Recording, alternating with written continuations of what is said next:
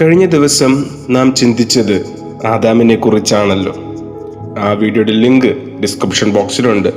അത് കണ്ടിട്ട് കാണുന്നതായിരിക്കും കൂടുതൽ ആദാമിനെ കുറിച്ച് മനസ്സിലാകുവാൻ നല്ലതായിട്ട് എനിക്ക് തോന്നുന്നത്. അതുകൊണ്ട് നിങ്ങളൊന്ന് കണ്ടിട്ട് വരുന്നതായിരിക്കും നല്ലത്. ഇന്ന് നാം ചിന്തിക്കാൻ പോകുന്നത് ആദാമിൻ്റെ സ്വഭാവ സവിശേഷതകളാണ്.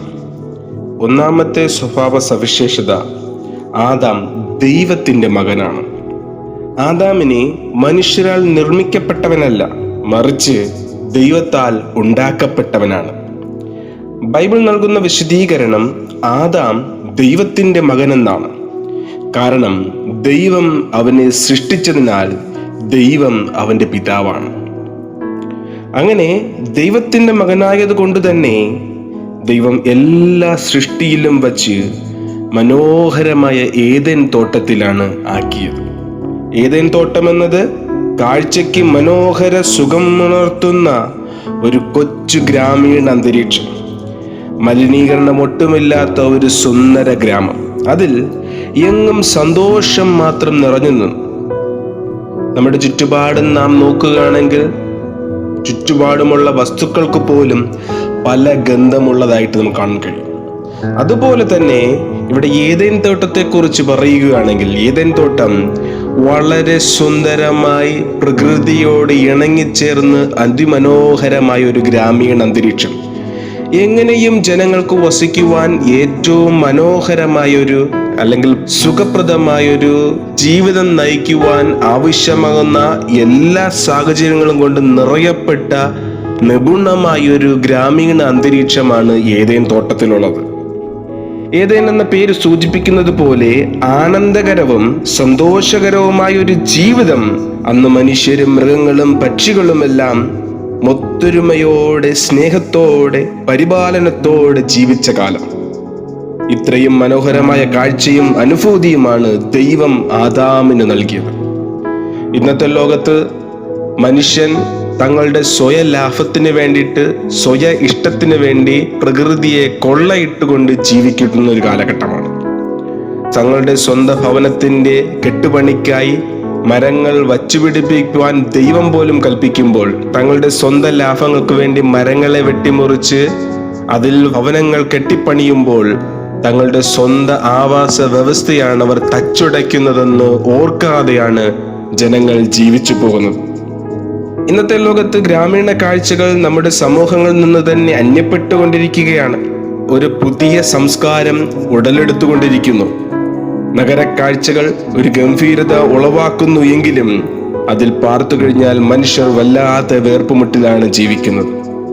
എല്ലാ സുഖ സൗകര്യങ്ങളുണ്ടെങ്കിലും മനുഷ്യർ ആർത്തിയുള്ളവനായി മാറിക്കൊണ്ടിരിക്കുകയാണ്. ഗ്രാമീണ അന്തരീക്ഷത്തിൽ പിതാവും മാതാവും, ഒന്നോ രണ്ടോ കുട്ടികളും, ഒരു കുടുംബത്തിൽ സന്തോഷവും സമാധാനവും, അതിലുപരി കുറച്ചുകൂടി വ്യക്തമായി പറഞ്ഞാൽ മാതാപിതാക്കളെ അനുസരിക്കുന്ന മക്കൾ, അച്ഛൻ വീട്ടിൽ കയറി വരുമ്പോൾ എഴുന്നേറ്റ് നിന്ന് സ്വീകരിക്കുന്ന മക്കൾ, കുടുംബം, നേരത്തെ ഉണരുന്ന ഗ്രാമം, നേരത്തെ ഉറക്കത്തിലേക്ക് പോകുന്ന ഗ്രാമ കാഴ്ചകൾ എന്നിങ്ങനെ ഒത്തിരി മനോഹരമായ കാഴ്ചകൾ പറയുവാനുണ്ടായിരുന്നു അന്നത്തെ ഗ്രാമീണ അന്തരീക്ഷങ്ങൾക്ക്. പക്ഷേ ഈ രംഗങ്ങൾ നാഗരികതയിലേക്ക് തിരിച്ചു കഴിഞ്ഞാൽ സന്തോഷത്തിനു വേണ്ടി തലമുറ ഉറങ്ങാതെ ഉറക്കമിളിച്ചിരിക്കുന്ന ഒരു പുതിയ യുഗത്തിലൂടെയാണ് നാം ഇന്ന് ജീവിച്ചു കൊണ്ടിരിക്കുന്നത്.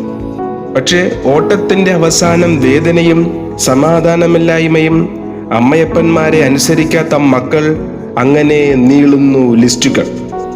ചുരുക്കി പറഞ്ഞാൽ പണത്തിനും സ്വന്തം ലാഭത്തിനും വേണ്ടി സ്വന്തം മാതാപിതാക്കളെ പോലും കൊല്ലുന്നവരായി മാറിക്കഴിഞ്ഞു നമ്മുടെ നാഗരികത. ഈ സന്ദർഭത്തിലാണ് ആദാമിന്റെ സ്വഭാവ സവിശേഷത നമുക്ക് നൽകുന്ന ഒരു പാഠം. ഒടുക്കത്തെ ആദാം എന്നറിയുന്ന യേശുക്രിസ്തുവിലൂടെ ദൈവമക്കളാകുവാൻ ദൈവം അധികാരം നൽകി.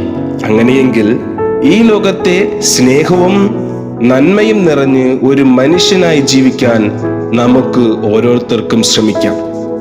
രണ്ടാമത്തെ സ്വഭാവ സവിശേഷത, ആദാം ദൈവത്തിനുള്ളവനായിരുന്നു. ദൈവം തന്റെ സ്വരൂപത്തിൽ സൃഷ്ടിച്ച് ദൈവത്തിന്റെ തോട്ടത്തിൽ ആദാമിനെ ആക്കി വച്ചല്ലോ. പാപം ചെയ്ത് തോട്ടത്തിൽ നിന്ന് പുറത്താകുന്നത് വരെയും ദൈവത്തിനുള്ളവനായിരുന്നു ആദാം. കാരണം ദൈവത്തോട് നടന്നതായിട്ടാണ് ദൈവവചനം പറയുന്നത്. നമ്മെക്കുറിച്ചും നമ്മുടെ കർത്താവായ യേശുക്രിസ്തുവും ആഗ്രഹിക്കുന്നത് നാം ദൈവത്തിനുള്ളവരായിരിക്കണമെന്നാണ്.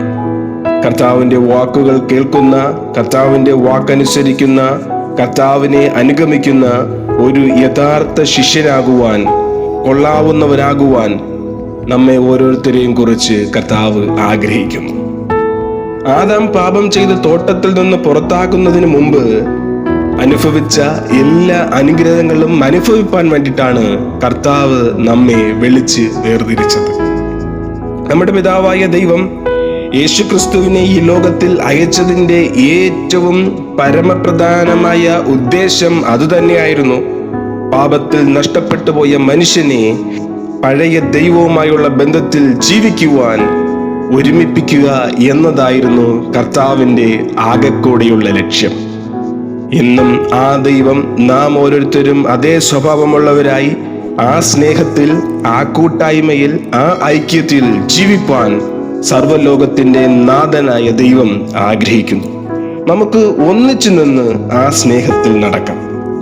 പലപ്പോഴും നമുക്കതിന് കഴിയാറില്ല. പക്ഷേ ഇന്ന് നമുക്കൊരു തീരുമാനത്തിലേക്ക് എത്താം. കർത്താവേ, എൻ്റെ ജീവിതത്തിൽ എന്ത് നഷ്ടം വന്നാലും, എന്ത് താഴ്ചകൾ വന്നാലും, എന്ത് ഇല്ലായ്മകൾ വന്നാലും, എന്ത് കുറവുകൾ സംഭവിച്ചാലും ഞാൻ എൻ്റെ സ്വയ ഇഷ്ടങ്ങൾക്ക് വേണ്ടി ജീവിക്കത്തില്ല. മറിച്ച് എൻ്റെ കർത്താവിന് വേണ്ടി ജീവിക്കും. അവൻ്റെ സ്വഭാവത്തിന് അനുസൃതമിട്ടുകൊണ്ട് ഒരു ജീവിതം നയിക്കുമെന്ന് ഇന്ന് നമുക്കൊരു തീരുമാനത്തിലേക്ക് എത്താം. അങ്ങനെ നാം ആ തീരുമാനത്തിലേക്ക് എത്തുമ്പോൾ കർത്താവിന്റെ സ്വഭാവ സവിശേഷത, അല്ലെങ്കിൽ ആദാമിലുണ്ടായിരുന്ന, ആദ്യ മനുഷ്യനാകുന്ന ആദാമിലുണ്ടായിരുന്ന ആ സ്വഭാവ സവിശേഷത നമ്മെയും ആ സ്നേഹത്തിലേക്ക് നയിക്കും. തീർന്നില്ല, മൂന്നാമതായിട്ട് ആദാം പാപത്തിന് കാരണക്കാരനായി. ഒരുപക്ഷെ ആദാമല്ല ഹൗവയാണ് പാപം ചെയ്തതെന്ന് പറയുവാൻ നമുക്ക് ഓരോരുത്തർക്കും കഴിയുമായിരിക്കും. അതിന് വചനത്തിൽ നിന്ന് തെളിവുണ്ടായിരിക്കാം. പക്ഷെ ആദാം കൂടെ കൊണ്ടു നടക്കാൻ കൊടുത്ത ഭാര്യയായ ഹൗവയെ വിട്ടിട്ട് മാറിപ്പോയ തക്കമാണ് സാത്താൻ ഹൗവയെ വഞ്ചിച്ചത്. ആയതുപോലെ കുടുംബാംഗങ്ങളായ ഓരോ ഭാര്യ ഭർത്താക്കന്മാരോടുമായി പറയട്ടെ, വഴക്കിട്ട് വിട്ടുപിരിഞ്ഞ് സാത്താന് പ്രവർത്തിപ്പാൻ ഇടം കൊടുക്കാതിരിപ്പാൻ നാം ഓരോരുത്തരും ശ്രമിക്കണം. കാരണം ആദാം പാപത്തിന് കാരണക്കാരനായിത്തീർന്നത് തൻ്റെ വിട്ടുവീഴ്ചകൾ കാരണമായിരുന്നു. ഇന്ന് നമുക്ക് നല്ലൊരു കുടുംബം ദൈവം തന്നു. അതിനെ മുൻനിർത്തിക്കൊണ്ട് വഴക്കുകളും പ്രയാസങ്ങളും വിട്ടുതിരിഞ്ഞ് നമുക്ക് ഒരേ സ്നേഹത്തിൽ, ഒരേ ഐക്യത്തിൽ ജീവിക്കാം. എങ്കിൽ മാത്രമേ സാത്താനെ ജയമെടുക്കുവാൻ ഈ ലോകത്തിൽ നമുക്ക് സാധിക്കത്തുള്ളൂ. ആയതുകൊണ്ട് അപ്രകാരം ഒരു ക്രിസ്തീയ ജീവിതം നയിക്കുവാൻ നമുക്കെല്ലാവർക്കും പ്രതിജ്ഞാബദ്ധരായി തീരാം. നാലാമതായിട്ട് ഞാൻ പറയട്ടെ, സ്വന്തം കുറ്റം മറ്റുള്ളവരുടെ മേൽ ചാരുക എന്നൊരു സ്വഭാവം ആദാമിനുണ്ട്. ആ സ്വഭാവം നമ്മളിൽ ആർക്കും ഉണ്ടാകരുത്. ആദാം ചെയ്ത തെറ്റിനെ ഹൗവയുടെ തലയിലും, ഹൗവ തന്റെ കുറ്റം പാമ്പിന്റെ തലയിലും കെട്ടിവെച്ച് സ്വയം രക്ഷപ്പെടാൻ ശ്രമിക്കുക. ഇതുപോലെയല്ലേ നാം ഓരോരുത്തരും. നാമും പലപ്പോഴും പല തെറ്റുകൾ, പല വീഴ്ചകൾ, പല കുറവുകൾ നമ്മുടെ ജീവിതത്തിൽ വരുമ്പോൾ ഇന്ന ആള് ഇങ്ങനെ ചെയ്തത് കൊണ്ടാണ് ഞാനും ഈ തെറ്റിലകപ്പെട്ടു പോയതെന്ന് പലപ്പോഴും നാം പറയാറുണ്ട്. ഇന്ന് ആ ഒരു തെറ്റിനെ നമുക്ക് മാറ്റി ചിന്തിക്കാം. പലപ്പോഴും നമ്മുടെ ജീവിതത്തിൽ വരുന്ന കുറവുകളെ നാം തന്നെ ഏറ്റു പറഞ്ഞു കഴിഞ്ഞാൽ അത് അവിടം കൊണ്ട് തീരാവുന്നതേ ഉള്ളൂ. പലപ്പോഴും നമുക്കതിന് കഴിയാറില്ല. നാം മറ്റുള്ളവരുടെ തലയിൽ കെട്ടിവെക്കുകയാണ് ചെയ്യുന്നത്. അതാണ് നമുക്ക് വീഴ്ചയ്ക്ക് കാരണമായി തീരുന്നത്. അതുകൊണ്ട് ആ തെറ്റുകളെ ഏറ്റുപറയുന്നവരായി തീരാം നമുക്ക് ഓരോ ദിവസവും. ഇന്നത്തെ ലോകത്തും ഇത്തരം പ്രവണത കാണാൻ കഴിയും. കുഞ്ഞുങ്ങൾ തമ്മിൽ അടിയുണ്ടാക്കുമ്പോൾ അവർ പെട്ടെന്ന് പറയാറുണ്ട്, ഈ ചേച്ചി ഇങ്ങനെ ചെയ്തത് കൊണ്ടാണ് ഞാനും ചെയ്തതെന്ന് പലപ്പോഴും എൻ്റെ കുഞ്ഞുങ്ങൾക്ക് പറയാറുണ്ട്. അതുകൊണ്ട് നമുക്ക് മറ്റുള്ളവരുടെ മേൽ തലയിടുന്ന, മറ്റുള്ളവരുടെ മേൽ നമ്മുടെ കുറ്റങ്ങളെ അടിച്ചേൽപ്പിക്കുന്ന അവസ്ഥയിൽ നിന്നൊരു വ്യതിചലിക്കാം. എല്ലാ മനുഷ്യരും സ്വന്തം കുറ്റം മറ്റുള്ളവരുടെ തലയിൽ ചാരി സ്വയം രക്ഷപ്പെടാനാണ് ആഗ്രഹിക്കുന്നത്. അതുകൊണ്ട് അങ്ങനെ ഒരു രക്ഷപ്പെടൽ നിന്ന് മാറി ആ കുറ്റങ്ങളെ ഏറ്റുപറഞ്ഞ് ഉപേക്ഷിച്ചുകൊണ്ട് ജീവിപ്പാൻ നമുക്ക് ഓരോരുത്തർക്കും ശ്രമിക്കാം. അപ്പോഴാണ് നാം ആദാമിനെ പോലെ ആയിത്തീരാതിരിക്കുന്നത്. അവസാനമായി ഞാനൊരു കാര്യം കൂടെ പറഞ്ഞോട്ടെ. ദൈവത്തിന്റെ കൽപ്പന മറന്നു കളഞ്ഞൊരു മനുഷ്യനായിരുന്നു ആദാം. മറവിയാണ് ഏദനിൽ വെച്ചുണ്ടായ ഒന്നാമത്തെ പാപം. അതിനെ തുടർന്ന് അനുസരണക്കേടും തങ്ങളുടെ ജീവിതത്തിൽ വന്നു. ദൈവം തങ്ങളോട് കഴിക്കരുത് എന്ന് പറഞ്ഞ വൃക്ഷഫലം കഴിക്കുവാൻ ഇടയായിത്തീർന്നു. മാത്രമല്ല, ദൈവം വാസ്തവമായി കൽപ്പിച്ചിട്ടുണ്ടോ എന്ന പിശാചിന്റെ ചോദ്യത്തിന് കൊടുത്ത മറുപടിയിൽ ദൈവം പറയാത്തതായ കാര്യം കൂട്ടിച്ചേർക്കുന്നതായും കാണാൻ കഴിയും.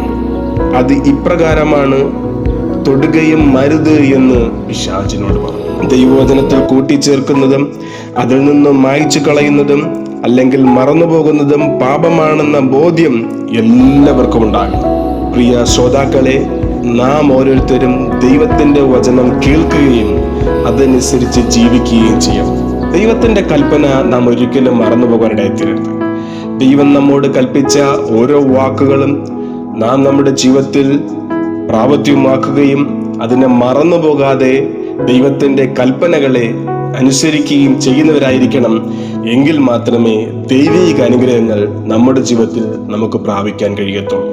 അതുകൊണ്ട് ആദാമിന്റെ ജീവിതത്തിലെ സ്വഭാവ സവിശേഷതകൾ നല്ലത് നാം നമ്മുടെ ജീവിതത്തിൽ പ്രാവർത്തികമാക്കുകയും അതുപോലെ തന്നെ അതേസമയം ആദാമിന്റെ ജീവിതത്തിൽ വന്ന തെറ്റായുള്ള പ്രവണതകളെ വിട്ടുതിരിഞ്ഞ് നമുക്ക് ഒരു നല്ല ജീവിതം നയിക്കാം, നല്ലൊരു വ്യക്തിത്വത്തിന് ഉടമയായി തീരാം.